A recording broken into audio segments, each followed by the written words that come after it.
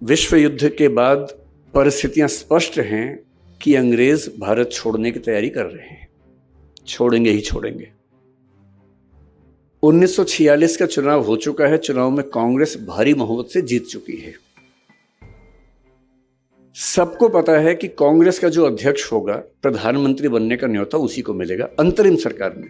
अभी भारत आजाद नहीं हुआ है, आजादी 1947 में मिलनी है। मैं 46 की बात कर रहा हूं, एक साल पहले की बात कर रहा हूं। सबको पता है कि जो कांग्रेस का अध्यक्ष है उसी को भारत का अंतरिम प्रधानमंत्री नियुक्त किया जाएगा, ये सब जानते हैं। मौलाना अबुल कलाम आजाद 6 साल से कांग्रेस के अध्यक्ष हैं। स्वाभाविक सी बात है, उनके मन में होगा कि इलेक्शन ना ही हो, मैं ही चलता चलूं। उन्होंने ईमानदारी से अपनी आत्मकथा में लिखा भी है। उनकी मृत्यु के बाद 1959 में शायद आत्मकथा छपी उनकी, उसमें उन्होंने लिखा कि हाँ, मेरे मन में ऐसा भाव था। ईमानदारी से सच बोलना ठीक है डॉक्टर साहब, कि लालच था तो ठीक रहता, उसमें मतलब बोझ खत्म हो जाता है। तो अबुल कलाम आज़ाद ने ईमानदारी से लिखा इस बात को। तो इलेक्शन कांग्रेस का होगा, ये घोषणा हो गई। अप्रैल महीने के अंत तक फॉर्म भरने हैं, ये भी स्पष्ट हो गया। फॉर्म भरने का तरीका ये नहीं था कि आप उठे जाके फॉर्म भर दिया कि मैं बनूंगा अध्यक्ष। उस समय का नियम था कि कांग्रेस की 15 जो प्रांत स्तरीय समितियां हैं, जिसको पीसीसी बोलते थे, प्रदेश कांग्रेस समिति, प्रदेश कार्य समिति, कांग्रेस समिति, वो नॉमिनेशन भेजेंगे कि हमारी ओर से इसको अध्यक्ष पद का उम्मीदवार माना जाना चाहिए। ये नियम था। तो चल रहा था।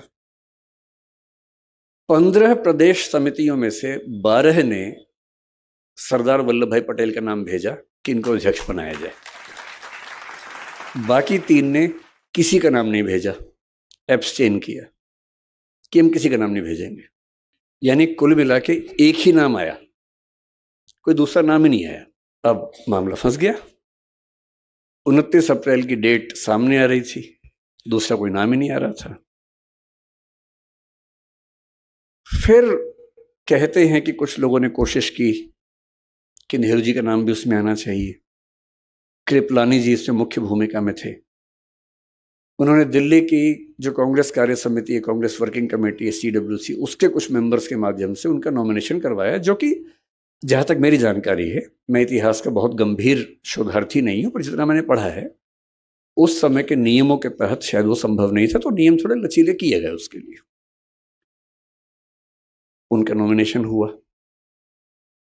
अब इलेक्शन होने वाला है। पूरी कांग्रेस की सारी समितियां पटेल के नाम पर एकमत हैं और यह तय है कि जो अध्यक्ष बना वो कुछ महीने बाद भारत का प्रधानमंत्री होने वाला है। और तब पटेल महात्मा गांधी के पास पहुंचे। उन्होंने कहा कि बापू, ऐसे ऐसे स्थिति है, आप क्या कहते हैं? क्या क्या सोचा होगा मुझे नहीं पता, पर मुझे महात्मा गांधी की नीयत पर शक नहीं होता है। महात्मा गांधी ने कहा कि तुम इलेक्शन मत लड़ो। मैं फिर सोचता हूं कि अगर बापू राम ना होते, मतलब पटेल राम ना होते और कहते कि बापू इलेक्शन तो मैं लड़ूंगा, और देख लेते हैं क्या होता है, ऐसा भी क्या है। मेरा मानना है कि उस समय कांग्रेस में कोई माई का लाल उनको हरा नहीं सकता था। कोई माई का लाल उनको हरा दे इलेक्शन में, यह संभव नहीं था। और ये 1946 की बात नहीं है, 1950 में उनकी मृत्यु हुई आज ही के दिन। उसके 2 महीने पहले कांग्रेस के अध्यक्ष का चुनाव हुआ, उसमें भी वही अध्यक्ष बना जिसको पटेल चाहते थे, पुरुषोत्तम दास टंडन, न कि कृपलानी साहब। वो इलेक्शन बहुत रोचक था। नेहरू जी प्रधानमंत्री थे, पटेल उप प्रधानमंत्री और होम मिनिस्टर थे। और 1950 में कांग्रेस का चुनाव दुनिया भर के मीडिया में चल रहा था कि ये प्रधानमंत्री और उप प्रधानमंत्री के बीच का झगड़ा है। ये इस वर्चस्व का झगड़ा है कि कांग्रेस पार्टी में किसकी चलती है, किसको लोग ज्यादा सम्मान देते हैं, किसको लोग ज्यादा मानते हैं। और जीते कौन? पुरुषोत्तम दास टंडन, जिनको पटेल जी का समर्थन हासिल था। मैं ये कहना चाह रहा हूं, मेरा उद्देश्य नेहरू जी को नीचा दिखाने का बिल्कुल नहीं है। मेरा उद्देश्य ये बताना है कि कांग्रेस संगठन पर उनकी पकड़ कैसी थी, और वो अपनी मृत्यु के एक दिन पहले तक की बात कर रहा हूं मैं। यदि वो उस समय कह देते कि मैं तो चुनाव लड़ूंगा, मेरे शब्दों पर गौर मत कीजिएगा, शब्द कड़वे लग सकते हैं, लेकिन उस समय इस देश के किसी नेता में इतनी हिम्मत नहीं थी कि उनको रोक पाता। पर बापू ने कहा कि मत लड़ो। उन्होंने एक सेकंड भी नहीं लगाया और पीछे हट गए। पूछा भी नहीं कि क्यों कह रहे हैं, जैसे राम ने दशरथ से पूछा भी नहीं था कि आप क्यों ऐसा सोच रहे हैं। आपने वचन दिया था मेरी मां को, ठीक है, उन्होंने वचन मांग लिया, ठीक है। आपने कहा वनवास पे चले जाओ, ठीक है, पूछना क्या है इसमें, आपने कह दिया, हो गया। बापू आपने कहा है कि मैं पीछे हट जाऊं, कोई वजह रही होगी, हो सकता है ये वजह रही हो कि मैं 72 साल का हूं, आप 76 साल 77 साल के हैं, और नेहरू जी अभी 56 साल के हैं। हो सकता है आपके मन में ये हो कि कम से कम जो प्रधानमंत्री बने 10-15 साल कंटिन्यू कर सके। हो सकता है आपके मन में ये हो कि दुनिया भर के देशों में उनकी पहचान ज्यादा है। हो सकता है आपके मन में ये हो कि उनकी छवि लिबरल है, तो अल्पसंख्यक इनको देश में लेके चलना, भरोसा पैदा करना ठीक होगा। जो भी वजह रही हो, मुझे स्वीकार ना करने की जो भी वजह रही हो, पर मैं तो टीम प्लेयर हूं, और टीम के कैप्टन ने अगर कह दिया है कि बैटिंग पे नहीं जाना है तो नहीं जाना है, सिंपल सी बात है। और इसलिए मुझे लगता है कि सबसे बड़ा खिलाड़ी वो है जो कप्तान की बात को, टीम के लक्ष्य को ध्यान रख के बड़ी से बड़ी बात को चुपचाप मान ले। 99 रन पे खेलते हुए कैप्टन अगर कह दे डिक्लेयर कर दो, तो पूछे नहीं कि 1 रन बनाने में क्या दिक्कत थी, डिक्लेयर कर दे। क्योंकि हमेशा ध्यान रखना है कि मेरे लक्ष्य से बड़ा देश का लक्ष्य है, पार्टी का लक्ष्य है। और मैं ये बात पुरजोर तरीके से कहना चाहता हूं कि इस देश में जितना बड़ा त्याग पटेल ने किया, उतना बड़ा त्याग शायद किसी ने नहीं किया। मतलब महात्मा गांधी तो उस रेस में थे ही नहीं, लेकिन जो लोग मंत्री बनने की प्रक्रिया में शामिल थे, अगर मैं उनकी बात करूं, भाई जिसके सामने थाली सजा के प्रधानमंत्री का पद रखा हो, और उनको ये अच्छे से पता था कि 1946 चल रहा है, संविधान बनते बनते 3-4-5 साल लगी जाएंगे, 1951-52 में पहली बार इलेक्शंस होंगे, पहला पीएम बनेगा, और तब मेरी उम्र अगर मैं रहा तो 77 के आसपास होगी, और 77 की उम्र में प्रधानमंत्री बनूंगा, इस इरादे से कोई चलता नहीं है। कम से कम यही नियति को शायद मंजूर भी था कि वो 75 के आसपास की उम्र में 1950 में दिसंबर महीने में उनकी मृत्यु हुई। और उनकी मृत्यु के 1 साल और कुछ महीनों के बाद इस देश के पहले चुनाव हुए।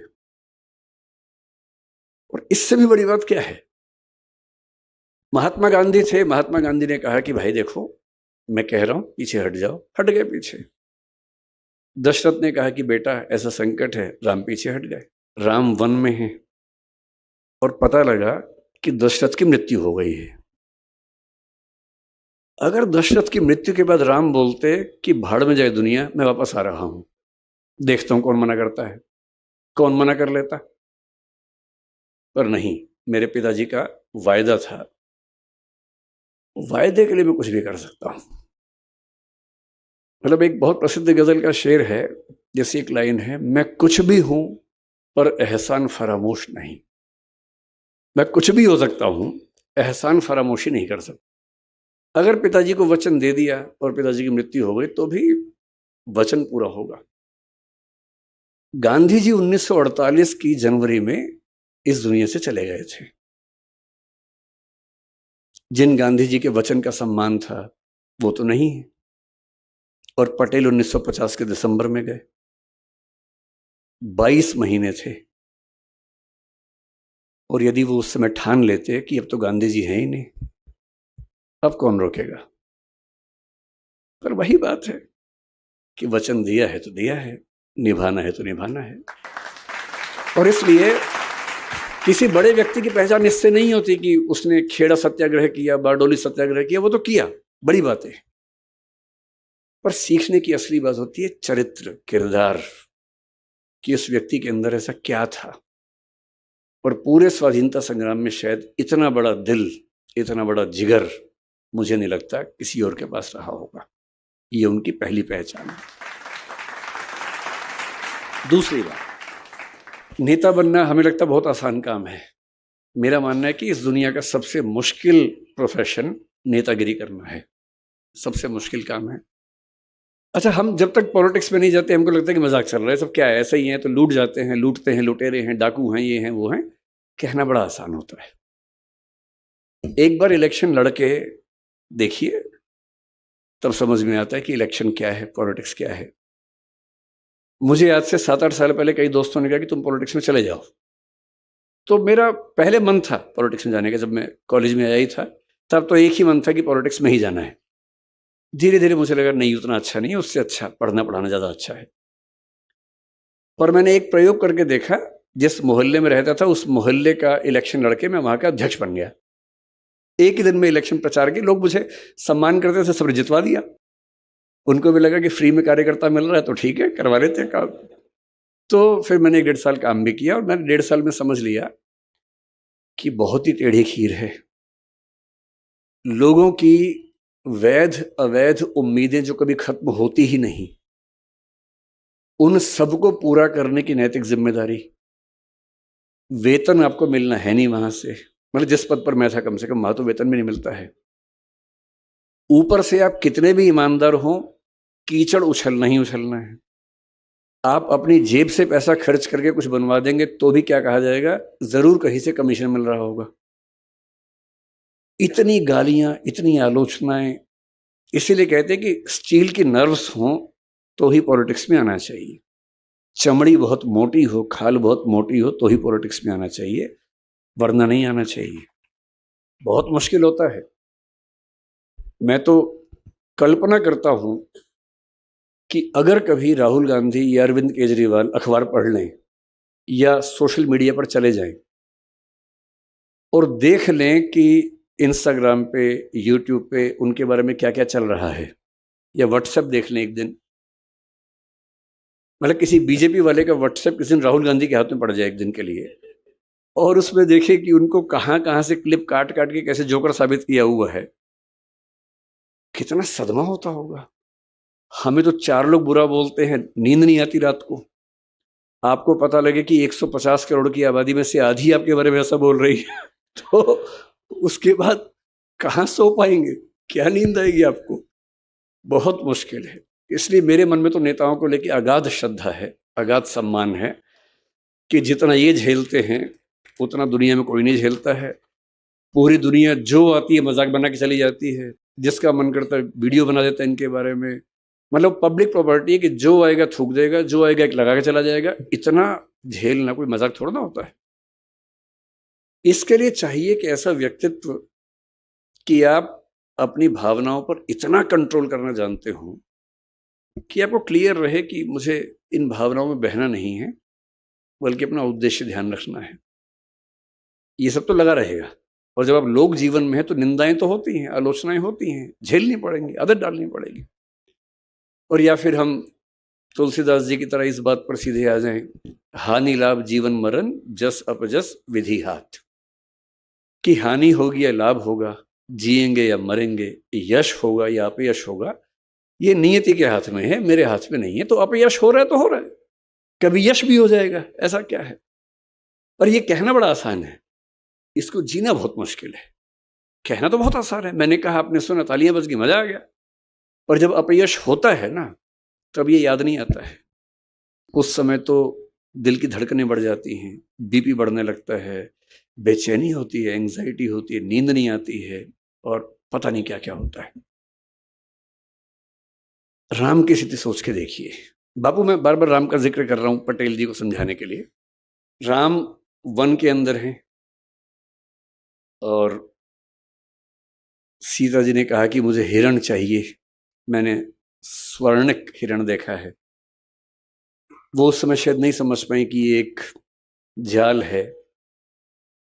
वो और लक्ष्मण जा रहे हैं, लक्ष्मण ने रेखा खींची है, पर जैसा कि नियति है उसमें उनका अपहरण हो जाता है, रावण आके अपहरण करता है। और राम वापस आए हैं। तुलसीदास जी के यहाँ राम अपनी पत्नी से इतना प्रेम करते हैं। देखिए, ये जो भगवान राम है, भगवान कृष्ण है, ये एक जैसे नहीं है। वाल्मीकि के यहाँ इनका व्यक्तित्व अलग है, भवभूति के यहाँ अलग है, तुलसीदास जी के यहाँ अलग है, निराला के यहाँ अलग है, क्योंकि कवि अपने समय के हिसाब से अपने आराध्य के व्यक्तित्व को भी बदलता है और अच्छा बनाता है। तुलसीदास जी के राम अपनी पत्नी से इतनी मोहब्बत करते हैं, इतना प्रेम करते हैं, मतलब इतना मजबूत व्यक्ति जो पिता के कहने पर बिना एक सेकंड लगाए सत्ता छोड़ दे और उसकी आंख में आंसू तक ना आए। कोई आंसू नहीं है, कुछ नहीं है, 2 कौड़ी की चीजें छोड़ दी, उसमें ऐसा क्या है। और वन में अकेले हैं, केवल एक भाई के साथ, ना सेना है, ना हाथी है, ना घोड़े हैं, ना कुछ है, और पत्नी का अपहरण हो गया है। अभी राम को ये पता भी नहीं कि क्या हुआ है, वो तो देख रहे हैं कि सीता मिल नहीं रही है। इतना भावुक आपने राम को शायद ना देखा हो।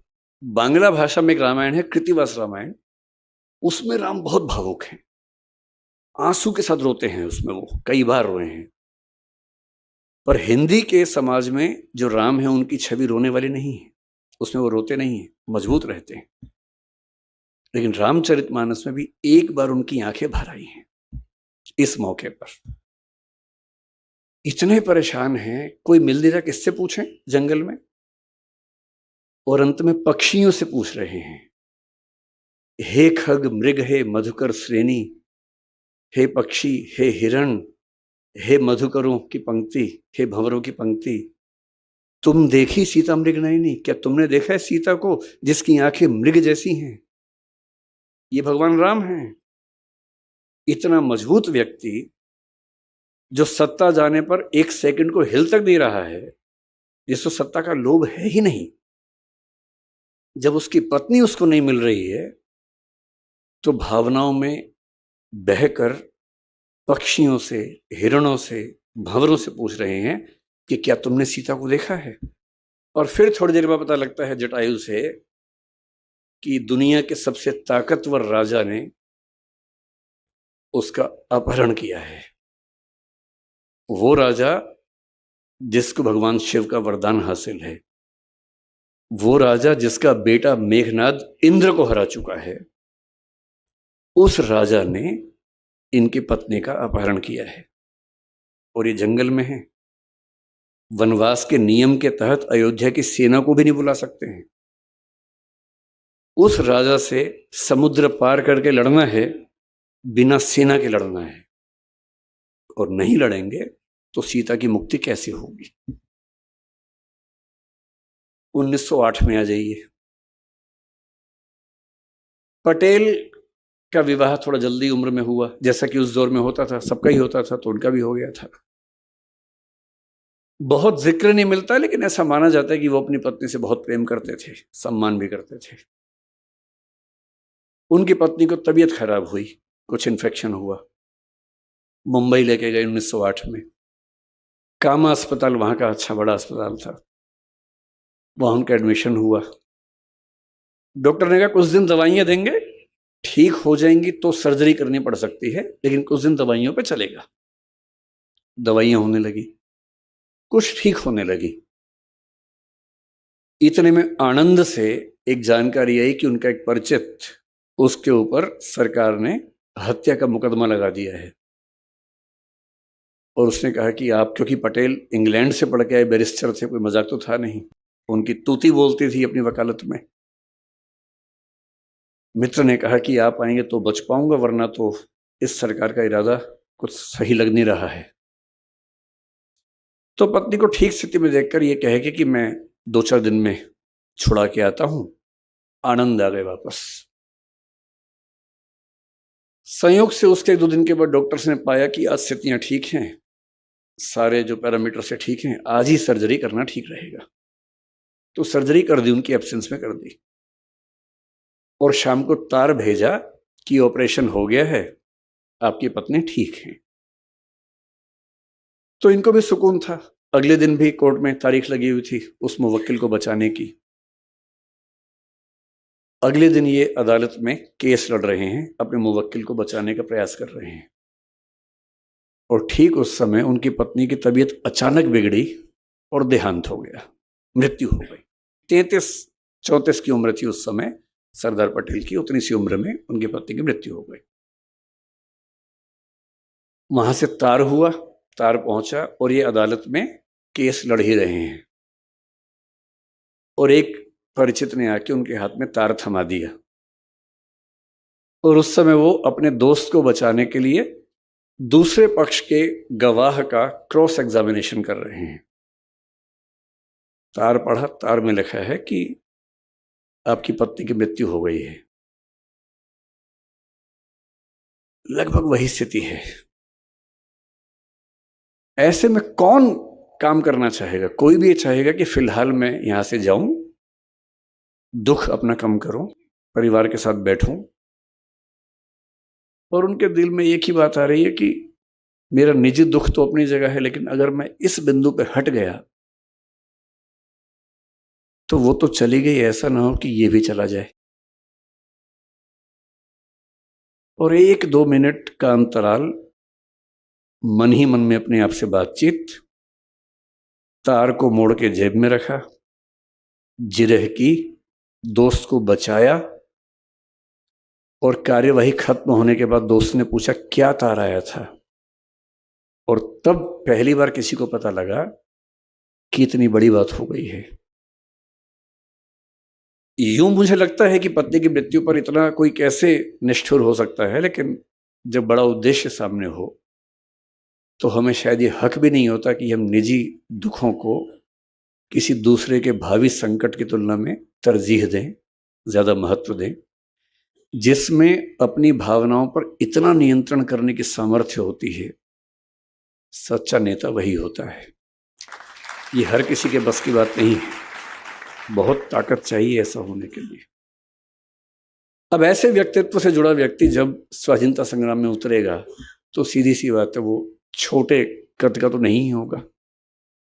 जो इंग्लैंड से पढ़ के आया हो, जिसको सिगार पीना भी आता हो, और जिसको शाम के समय अंग्रेजों की संगत में होकर कोट पैंट पहन के सिगार पीने और अंग्रेजी बोलने का लहजा भी आता हो, और उसी को अगली सुबह बारडोली के किसानों के साथ आप बैठे हुए देखें, बैलगाड़ी में धोती पहने हुए, एकदम गांव के आदमी की तरह, तो आपको समझ में आता है कि एक व्यक्ति के कितने रूप, कितने चेहरे हो सकते हैं।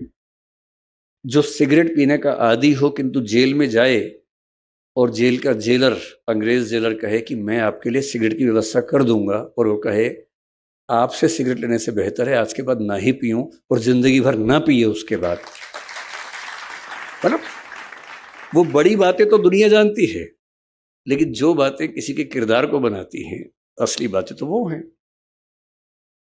और 1947 में वो घड़ी आती है जो भारत के आज तक के इतिहास का सबसे मुश्किल समय है।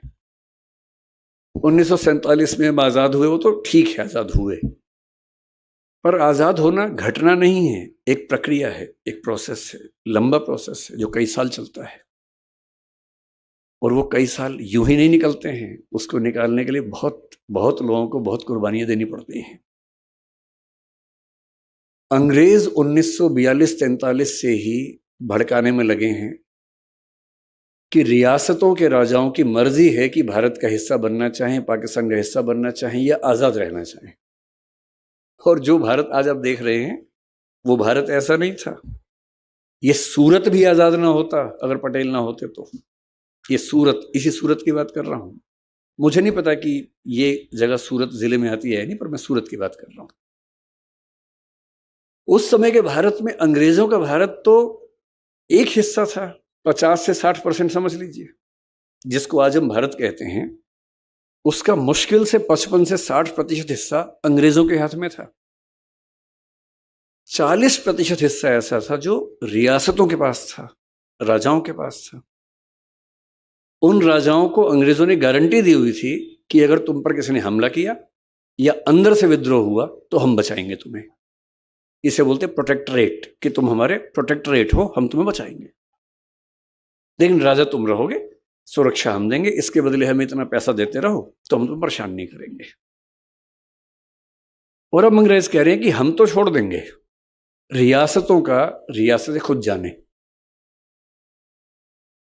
फिर कुछ इलाके फ्रांस के हाथ में थे, पौंडीचेरी जिसको हम कहते हैं आजकल, माहे है, कराईकल है, यनम है, चंद्रनगर जो पश्चिम बंगाल का हिस्सा है, ये सब फ्रांस के हाथ में था।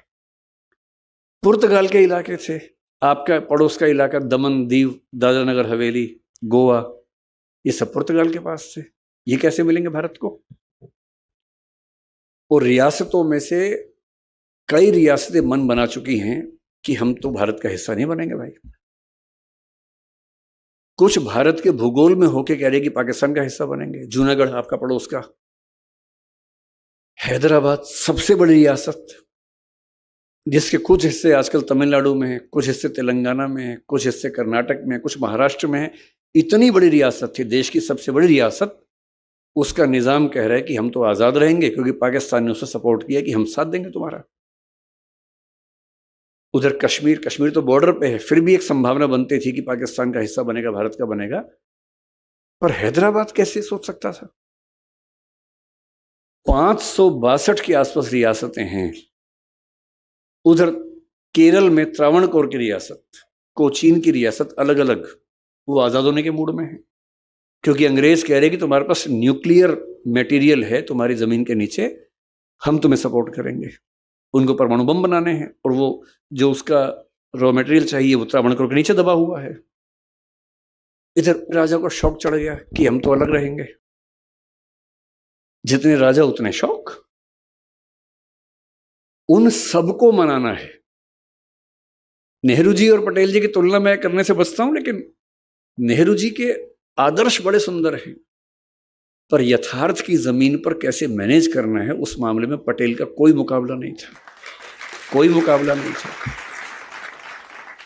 और महात्मा गांधी ने खुद कहा है कि ये काम इस देश में एक ही इंसान कर सकता था और वो थे सरदार वल्लभ भाई पटेल, कोई और कर नहीं सकता था। और इसलिए 1947 में एक मंत्रालय बनाया गया जिसको स्टेट, मतलब रियासती मंत्रालय हिंदी में बोल देते हैं। वो एक एडिशनल मिनिस्ट्री दी गई पटेल को, वीपी मेनन उससे सचिव बने, सेक्रेटरी बने। और इनका काम क्या था? भारत को एक करना है। जो 19वीं सेंचुरी में इटली में मैजनी, गैरिबाल्डी और कैवूर ने किया था, जो 19वीं सेंचुरी के अंतिम हिस्से में बिस्मार्क ने जर्मनी में किया, जर्मन भाषी लोगों को थोड़ा डेनमार्क से लिया, थोड़ा अलग से लिया, थोड़ा प्रशा से बात करके लिया और किसी तरह से जर्मनी को बना दिया जर्मनी। ठीक वैसा ही जो 1776 के आसपास जॉर्ज वॉशिंगटन ने अमेरिका के 13 राज्यों को मिलाकर अमेरिका बनाया था। और जब 1861 में अमेरिका के 7 राज्यों ने छोड़ के नया देश बना लिया और अब्राहम लिंकन ने युद्ध लड़के उन 7 राज्यों को वापस अमेरिका का हिस्सा बना के अमेरिका को एक रखने की हिम्मत दिखाई थी। अब भारत के सामने कुछ कुछ वैसी ही ऐतिहासिक चुनौती थी कि ये देश एक बन पाएगा या नहीं बन पाएगा। मैं कल्पना करता हूं कि अगर पटेल न होते उस समय और मुझे दिल्ली से यहां आना होता तो वीजा लेके आना पड़ता, सूरत का वीजा। और यदि कार से आता तो बीच में 5 वीजा और लगवाने पड़ते। भोपाल का अलग वीजा लगता, सूरत का अलग वीजा लगता, हैदराबाद जाऊं तो वहां का वीजा अलग। इन सब देशों के पास अपनी अपनी सेनाएं होती, पुलिस नहीं, सेनाएं, सबकी अपनी अपनी करेंसी होती। और युद्ध भारत पाकिस्तान में नहीं होता, भारत और भोपाल में हो रहा होता।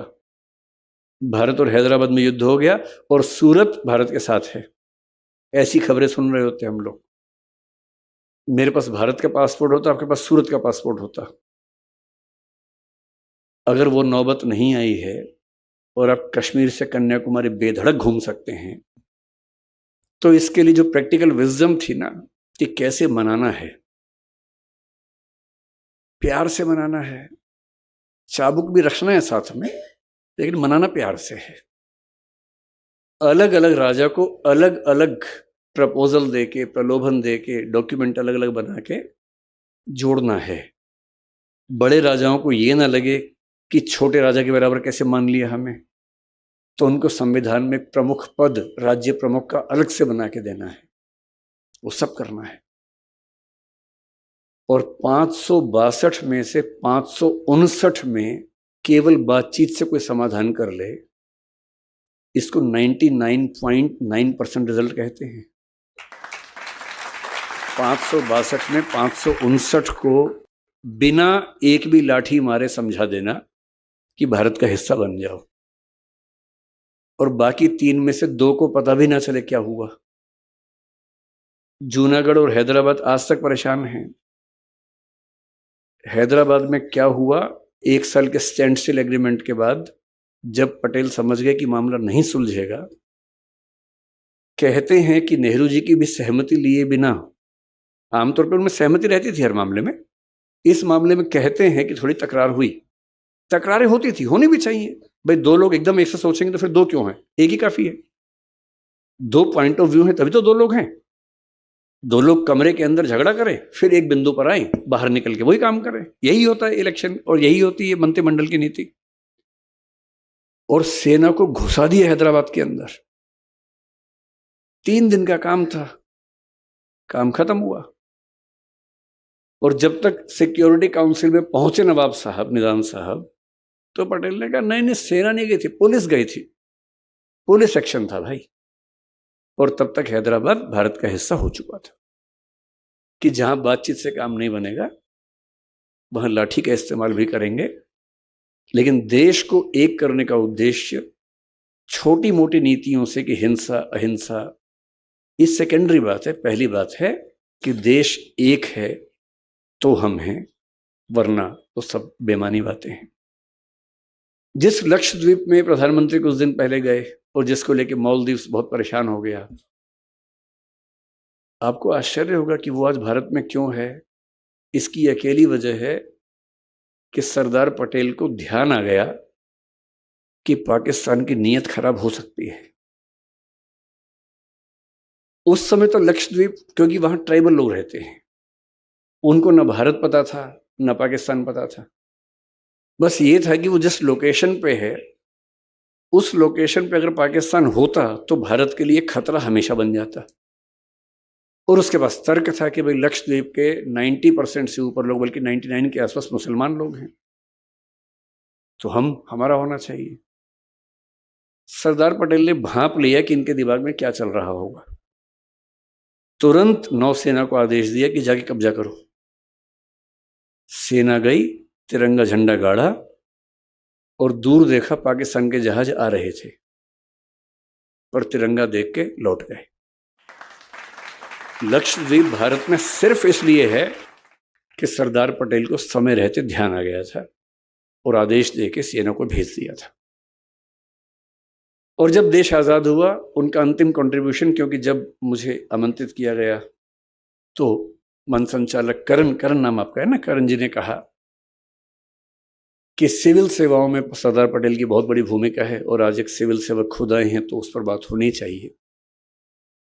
तो एक अंतिम जिक्र करके, मेरे ख्याल समय हो भी गया होगा ठीक ठाक, तो उसके बाद बात समाप्त करते हैं। उस समय एक सर्विस चलती थी ICS, आपके जो बड़े बूढ़े लोग हैं, माता पिता हैं, वो जानते होंगे, इंडियन सिविल सर्विस। अंग्रेज लोग चलाते थे, इंग्लैंड में एग्जाम होता था, ट्रेनिंग इंग्लैंड में, थोड़ी भारत में होती थी, कलकत्ता में फोर्ट विलियम कॉलेज में भी होती थी ट्रेनिंग, और वो लोग इस पूरे देश को चलाया करते थे। ऐसे ही एक ब्रिटिश सिविल सेवक से पटेल का पहला झगड़ा अहमदाबाद म्यूनिसिपैलिटी में संभवतः हुआ था, और उनको समझ में आ गया था कि सिविल सेवाओं को हैंडल किए बिना ये देश चल नहीं पाएगा। नेहरू जी के मन में भी स्पष्ट था कि सिविल सेवक अंग्रेजों का वेतन लेते हैं और ये भारत के नहीं है। जो अंग्रेज हैं वो तो हैं ही, जो भारत के लोग सिविल सेवक हैं वो भी भारतीय नहीं है, दिमाग से अंग्रेज लोग हैं। उनको देश से मतलब नहीं है, वो अंग्रेजों की तरफ से भारतीय स्वाधीनता संग्राम के खिलाफ खड़े हुए थे। यही बात पुलिस के लिए थी, जिसको आज IPS बोलते हैं, उस समय उसको IP बोलते थे, इंडियन पुलिस। आजादी जैसे जैसे पास आ रही थी, सारे कांग्रेस के नेता, नेहरू जी खास तौर पर, इस आईसीएस और कुछ हद तक आईपी को लेकर बहुत नेगेटिव मानसिकता से भरे हुए थे कि ये लोग देश को चला नहीं पाएंगे, इनको हटाना बहुत जरूरी है। शुरू में पटेल भी ऐसा सोचते थे, विशेष रूप से गोरे सिविल सेवकों को लेकर जो विदेश से आए थे। पर मैंने कहा ना कि पटेल के अंदर एक खास बुद्धि थी जो यथार्थ समस्याओं का यथार्थ समाधान ढूंढ पाती थी। हवाई बात करना बहुत आसान होता है, लेकिन प्रैक्टिकल सिचुएशन में जाके चीज को हैंडल करना, समाधान करना, उसके लिए अलग स्किल्स चाहिए होती। पटेल होम मिनिस्टर थे, देश संभालना उनको था। पाकिस्तान बनने का फैसला हो गया था, बहुत सारे मुसलमान यहां से पाकिस्तान जा रहे हैं, बहुत सारे हिंदू पाकिस्तान से भारत आ रहे हैं। ये वेस्ट पाकिस्तान में भी हो रहा है, ईस्ट पाकिस्तान में भी हो रहा है। ईस्ट पाकिस्तान जिस वक्त बांग्लादेश कहते हैं उसमें भी हो रहा है। और बार बार उस समय तो खबरें जानने का बहुत कम साधन थे, और ऐसी अफवाहें बार बार उड़ रही हैं कि यहाँ इतने मुसलमान मार दिए गए, यहाँ इतने हिंदू मार दिए गए। और एक अफवाह उड़ते ही दंगा शुरू होता था, हजारों लोग मर जाते थे क्योंकि अफवाह उड़ गई है। उन अफवाहों के बीच में देश के हर नागरिक को सुरक्षित रखना, भारत के मुसलमानों को, सिखों को, यहूदियों को, पारसियों को, जैनों को ये विश्वास दिलाना कि आप भारत में सुरक्षित हैं, ये होम मिनिस्टर की जिम्मेदारी है। और होम मिनिस्टर ये कैसे करेगा? जब तक उसके पास ऐसे प्रशासक ना हो जिनको एक जिला संभालना आता हो, एक राज्य संभालना आता हो, जिन्होंने पिछले 20-30 साल तक यही काम किया हो। 40% के आसपास सिविल सेवक उस समय जा चुके हैं वापस इंग्लैंड, आधे सिविल सेवक बचे हुए हैं। जो एक जिला संभाल सकता है वो 3-3 जिलों का इलाका संभाल रहा है, और ऊपर से रोज कांग्रेस की गालियां खा रहा है कि ये देशद्रोही लोग हैं। और पटेल साफ साफ देख रहे हैं कि अगर ये लोग हट गए, उन्होंने कहा कांग्रेस के लोगों से कि अगर आपको लगता है कि कांग्रेस से स्वयं सेवक जिले चला लेंगे तो चलवा के देख लीजिए, एक तो चलवा के देखिए पहले। ये मजाक नहीं है प्रशासन चलाना। जिनको 20-20, 30-30 साल का अनुभव है वो नहीं संभाल पा रहे हैं, और आप चलवाएंगे इन स्वयं सेवकों से। संविधान सभा की बैठक चल रही है, all India services IAS IPS पर बात चल रही है। 9 सर्विसेज में से 7 को हटाने की सहमति बन चुकी है। ऑल इंडिया सर्विस का मतलब यह होता है वो सर्विस जो केंद्र सिलेक्शन करता है और राज्यों में लोग काम करते हैं। जो बात पटेल ने कही थी मैं भी आपसे कह रहा हूं, पाकिस्तान एक देश नहीं बचा है, वो पाकिस्तान है और बांग्लादेश है। कुछ भरोसा नहीं कि बलूचिस्तान भी हो जाए। युगोस्लाविया के 6 देश बन चुके हैं, चेकोस्लोवाकिया के 2 टुकड़े हो चुके हैं, यूएसएसआर के 15 हिस्से हो चुके हैं, और ये सब कुछ पिछले 50 से 100 साल में हुआ है। भारत एक ही है अब तक।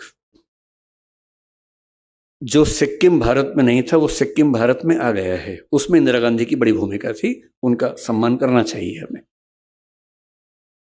नागालैंड आजादी के समय से ही भारत से अलग होने का प्रयास कर रहा था, नाराज था, आज तक भारत में बना हुआ है।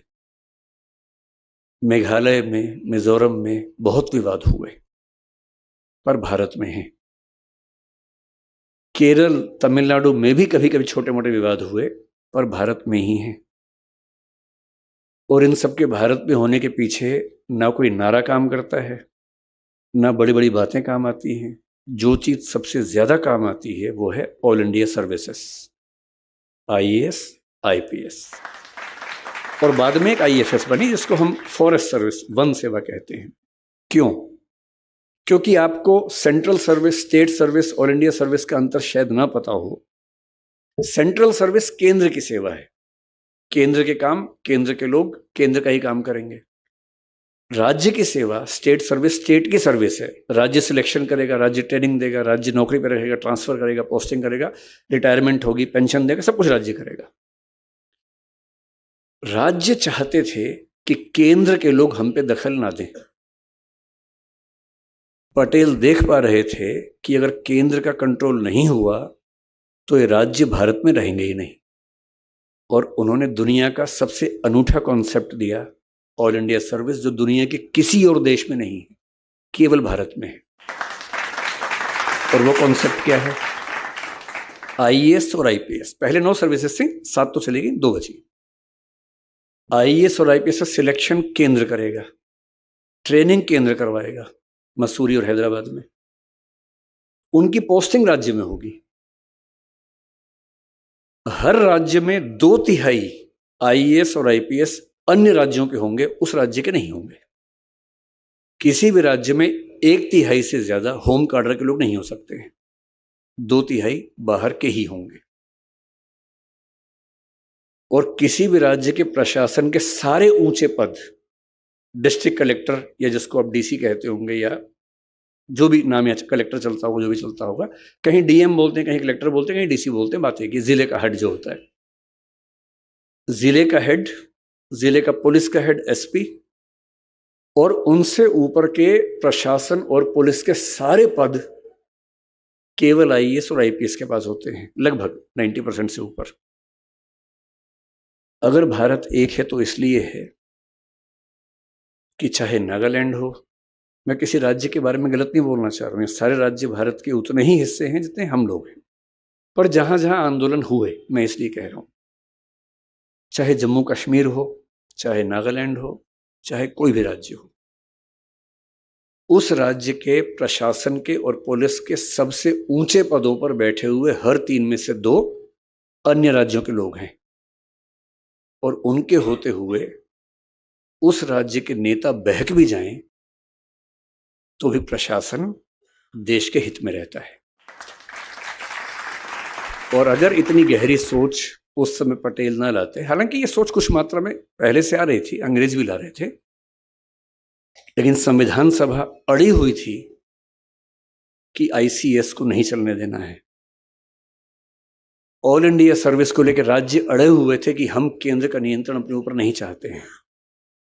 संविधान सभा में पटेल साहब के भाषण से पहले तक माहौल ये था कि नहीं चलेगा, और अक्टूबर 1947 की मेरे ख्याल से बात है, नहीं 48 की शायद बात है, अगर आपने सरदार पटेल की वो स्पीच नहीं पढ़ी है तो संविधान सभा की बहसों में से ढूंढ के पढ़िए। उनकी स्पीच थी, और उसके बाद इस संविधान का अनुच्छेद 312 और 314 संविधान सभा ने सर्वसम्मति से पास किए, और पास कर दिए तो आज तक हम हैं, नहीं तो आज मैं वीजा लेके यहां पर आता।